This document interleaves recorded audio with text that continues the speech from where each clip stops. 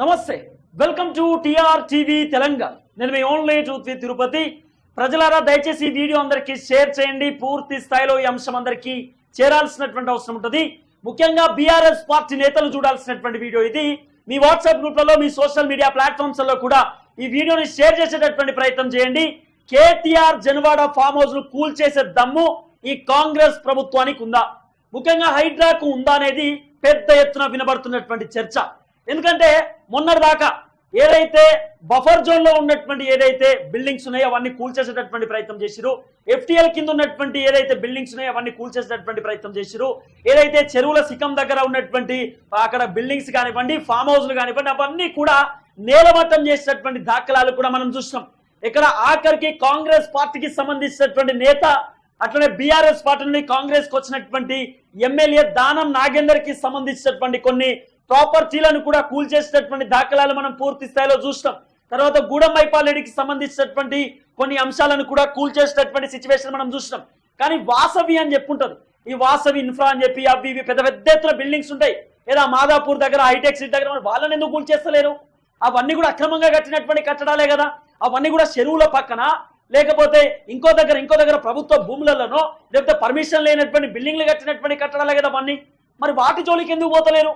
వాటిని ఎందుకు పట్టించుకుంటలేరు? ఇప్పుడు నా పాయింట్ ఏంది, ఒకవేళ కేటీఆర్ కు సంబంధించినటువంటి జనవాడ ఫామ్ హౌస్ కనుక కూల్ చేస్తే, సరే ఇది బఫర్ జోన్ లో ఉన్నది, 111 జియో కింద ఉన్నది, ఈ 111 జియో కింద బిల్డింగ్స్ కట్టేటటువంటి పర్మిషన్ లేదు, కేటీఆర్ ఫామ్ హౌస్ కూల్ చేయాల్సిందే అని చెప్పి కాంగ్రెస్ కి సంబంధించినటువంటి సర్కార్ నిర్ణయం తీసుకునేటటువంటి ఆలోచనలో ఉన్నట్టుగా పెద్ద ఎత్తులో ఒక చర్చ వినబడుతున్నది.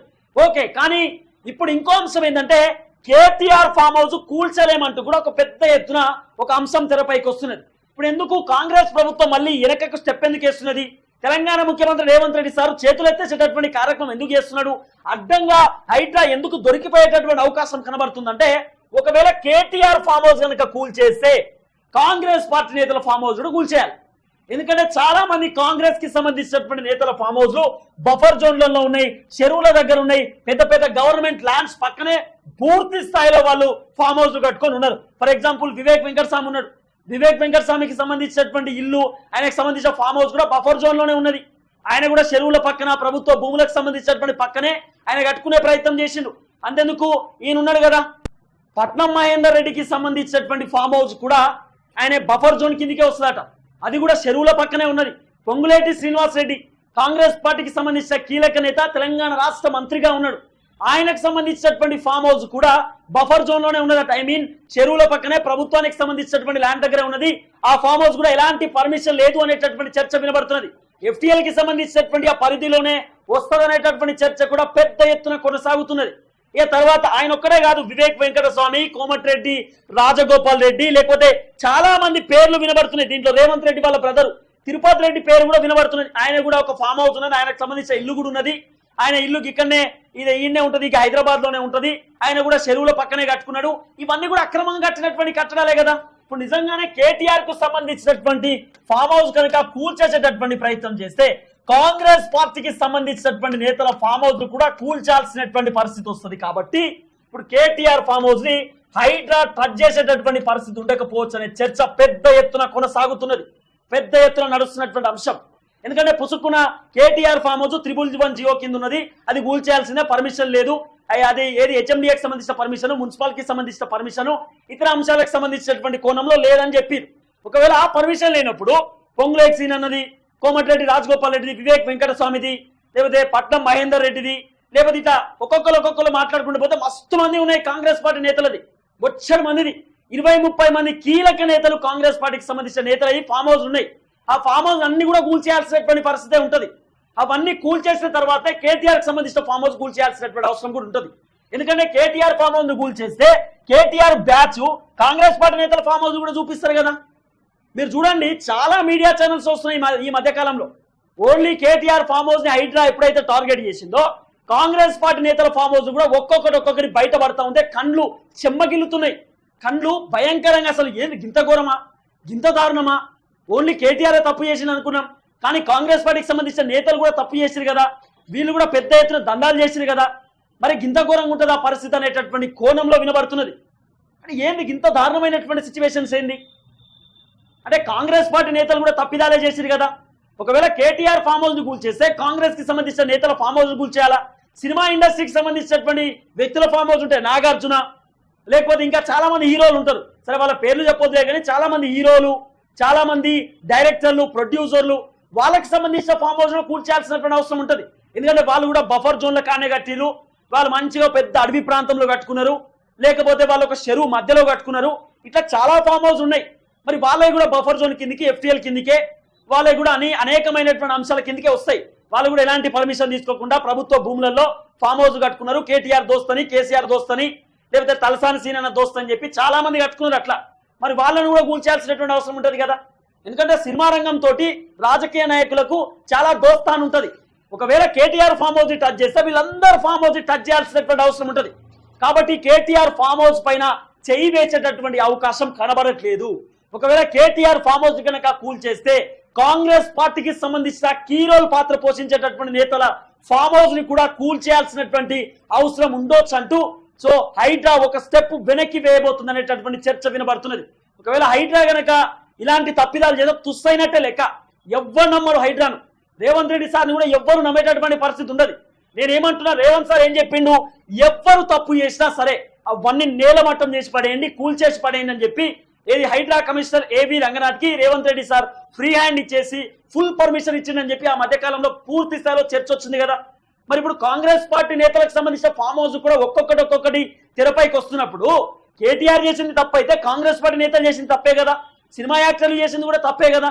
తప్పు చేసింది ఎవరైనా కూడా తప్పు కిందకే వస్తుంది కదా. మరి తప్పు చేసిన వాళ్ళకు శిక్ష పడాల్సినటువంటి అవసరం ఉంటుంది కదా. తప్పు చేసిన వాళ్ళకి ఖచ్చితంగా ఇబ్బందికరమైనటువంటి వాతావరణం ఎదుర్కోవాల్సినటువంటి పరిస్థితే ఉంటుంది కదా. మరి అలాంటప్పుడు కాంగ్రెస్ పార్టీ నేతల ఫామ్ హౌస్ కూడా కూల్చేయాల్సిందే, వేరే ఆప్షన్ లేదు. అంటే వాళ్ళ అధికారంలో ఉన్నాడు, ఇప్పుడు వాళ్ళు మంత్రులు, వాళ్ళు ఎమ్మెల్యేలు, ఎంపీలు, ఎమ్మెల్సీలు, వాళ్ళని కాపాడుకోవాలా, మిగతా వాళ్ళని టార్గెట్ చేసి కూల్చేయాలనా? హైడ్రా ఏం చేసింది ఇప్పటిదాకా? పేదవాళ్ళు ఎక్కడో బఫర్ జోన్లో కట్టుకున్నారు, ఏది ఓ 2 రూమ్లు కట్టుకొని ఉన్నారు, వాళ్ళు ఇల్లులు కూల్చేసే ప్రయత్నం చేసిరు. ఎఫ్టీఎల్ ఆ పరిధిలో చాలా మంది స్లమ్ లో ఉన్నటువంటి పేదవాళ్ళు వాళ్ళు ఇల్లు కట్టుకున్న వాళ్ళని కూల్చేసే ప్రయత్నం చేసిరు. అనామకం నిలవనటువంటి కొంతమంది రియల్ ఎస్టేట్ వెంచర్లు, డెవలపర్ కంపెనీలు పెట్టుకున్నటువంటి కొంతమంది వ్యాపార వ్యక్తులు వాళ్ళు కొంత హైడ్రాకి వాళ్ళ బఫర్ జోన్ లోనే ఇంకో దగ్గర బిల్డింగ్ కన్స్ట్రక్ట్ చేసుకొని వాళ్ళు ఏదో దందాలు చేస్తూ ఉంటే, వాళ్ళు ఏదో వాళ్ళ బిజినెస్ చేస్తూ ఉంటే పాపం వాళ్ళ నోట్లో మట్టి కొట్టిర్రు. మరి వాళ్ళే కనబడుతున్నారు మీకు? మెగా కృష్ణారెడ్డి చేసినటువంటి దందా కనబడతలేదా? లేకపోతే మీకు మై హోమ్ రామేశ్వరరావుకు సంబంధించిన కన్స్ట్రక్షన్స్ కనబడతలేవా? లేకపోతే మీకు వాసవి కన్స్ట్రక్షన్స్ కనబడతలేవా? లేకపోతే కేటీఆర్ బినామీల కన్స్ట్రక్షన్ కనబడతలేవా? లేదా కాంగ్రెస్ పార్టీ నేతలు వాళ్ళు అక్రమంగా కట్టినటువంటి కట్టడాలు మీకు కనబడతలేవా? మరి వాటిపైన ఎందుకు చర్యలు తీసుకుంటలేరు? వాటిపైన ఎందుకు మీరు ఎంక్వైరీ చేయలేకపోతా ఉన్నారు? ఎందుకు మీరు మాట్లాడట్లేదు? ఆ అంశాన్ని కూడా మీరు పూర్తి స్థాయిలో తెలంగాణ సమాజానికి చెప్పాల్సినటువంటి బాధ్యత ఉంటుంది. ఏమైందనే చెప్పాలా. ఎందుకంటే ఎందుకు ఓన్లీ బీఆర్ఎస్ పార్టీని ఎందుకు టార్గెట్ చేసినారు? ఎందుకు బీజేపీ పార్టీని టార్గెట్ చేసినారు? ఎందుకు మీరు ఎంతసేపు పేదవాళ్ళనే టార్గెట్ చేస్తున్నారు? ఎందుకు మీరు మిడిల్ క్లాస్ ఫ్యామిలీ వాళ్ళనే టార్గెట్ చేస్తున్నారు? హైడ్రా కూల్చేసేటటువంటి దమ్ముంటే నిజంగా కేటీఆర్ ఫామ్ హౌస్ ఇమీడియట్లీ మీరు నోటీస్ ఇచ్చి, అది అన్లీగల్ కాబట్టి ఆ 311 జీవో కింద కట్టేటటువంటి రైట్ లేదు కాబట్టి అక్కడ ఏదైతే ఆ కాలువ ఉన్నదో, ఆ కాలువ ఏదైతే నాలా ఉన్నదో నాలాని కేటీ రామారావు కబ్జా పెట్టి అది కట్టింది అనేటటువంటి చర్చ ఉంది కాబట్టి లీగల్ ప్రకారం డాక్యుమెంట్స్ వెరిఫై చేసి అది కూలగొట్టండి.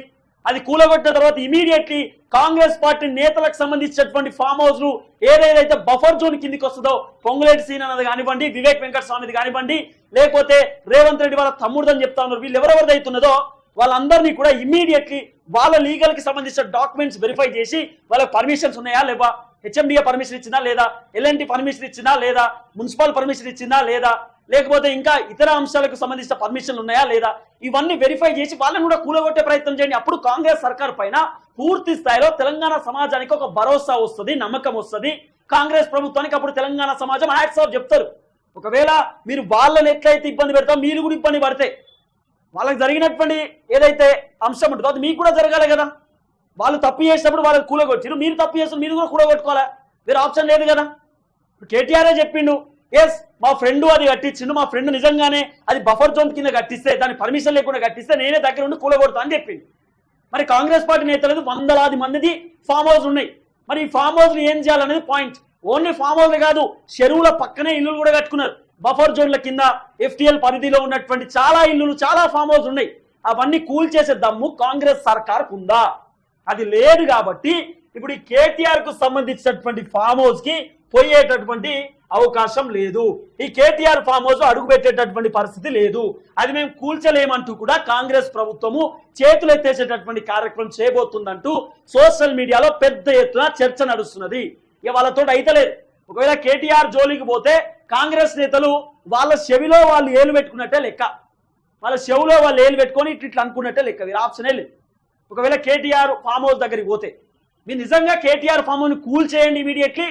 ఆయన ఫామ్ హౌస్ కూల్ చేసి ఉంటే మీరు కాంగ్రెస్ పార్టీ నేతల ఫామ్ హౌస్ కూడా కూల్ చేయండి. ఎందుకంటే ఈ ఫామ్ హౌస్ కూల్ చేసి ఉంటే వీళ్ళు మళ్ళీ సుప్రీంకోర్టుకు పోతారు, మళ్ళీ ఒక నోటీస్ పెడతారు, మళ్ళీ ఒక ఫిర్యాదు ఇచ్చి సార్ మరి ఈ కాంగ్రెస్ పార్టీ నేతలకు సంబంధించినటువంటి ఫామ్ హౌస్ బఫర్ జోన్ కిందనే ఉన్నాయి కదా సార్, మరి మాది కూల్ చేసేటప్పుడు వీళ్ళది కూడా కూల్ చేయాలి కదా అని చెప్పి అప్పుడు ఒక మళ్ళీ పిటిషన్ ఇస్తే అప్పుడు కాంగ్రెస్ సర్కార్ మళ్ళీ ఇరుక్కుంటది. అప్పుడు హైడ్రా మళ్ళీ ఇరుక్కుంటది. కాబట్టి హైడ్రా కమిషనర్కి చెప్తా ఉన్నాం, రంగనాథ్ గారు దయచేసి 1కి 10 సార్లు ఆలోచన చేయండి. కాంగ్రెస్ పార్టీ నేతలకు సంబంధించిన ఫామ్ హౌస్ మీకు కనబడట్లేదా? కాంగ్రెస్ నేతలకు సంబంధించినటువంటి ఇల్లులు మీకు కనబడట్లేదా? మీరు ఎందుకు అక్కడికి పోవట్లేదు? ఎందుకు మీరు ఎంక్వైరీ చేయట్లేదు? ఎందుకు మీరు మాట్లాడట్లేదో ఇది కూడా మీరు చెప్పాల్సినటువంటి అవసరం ఉంటుంది. మీరు చూడండి ఒకసారి వివేక్ వెంకటస్వామికి సంబంధించిన ఫామ్ హౌస్ మీరు చూడండి, కొట్టి చూడండి, గూగుల్ మ్యాప్లలో కొట్టండి, ఇతర అంశాలు ఒకసారి చూసే ప్రయత్నం చేయండి. మస్తుగా ఉన్నాయి, మస్తు మీడియా ఛానల్స్ లో వచ్చినాయి. చాలా మంది మీడియా వ్యక్తులు పోయి కాంగ్రెస్ పార్టీ నేతల ఫామ్ హౌస్ దగ్గర పోయి వీడియోలు చేస్తున్నారు. మరి ఇది బఫర్ జోన్ కాదా, ఇది ఎఫ్టీఆర్ కింద రాదా, ఇవన్నీ కాదా, మీరు అక్రమంగా కట్టినటువంటి కట్టడాలు కాదా అని చెప్పి ఇతర మీడియా ఛానల్స్ వాళ్ళు క్వశ్చన్ చేస్తూ ఉంటే మీరు ఏం మాట్లాడుతున్నారు? మీరు ఏం చేయబోతున్నారు? మరి దానికి కూడా సమాధానం చెప్పేటటువంటి ప్రయత్నం చేయండి.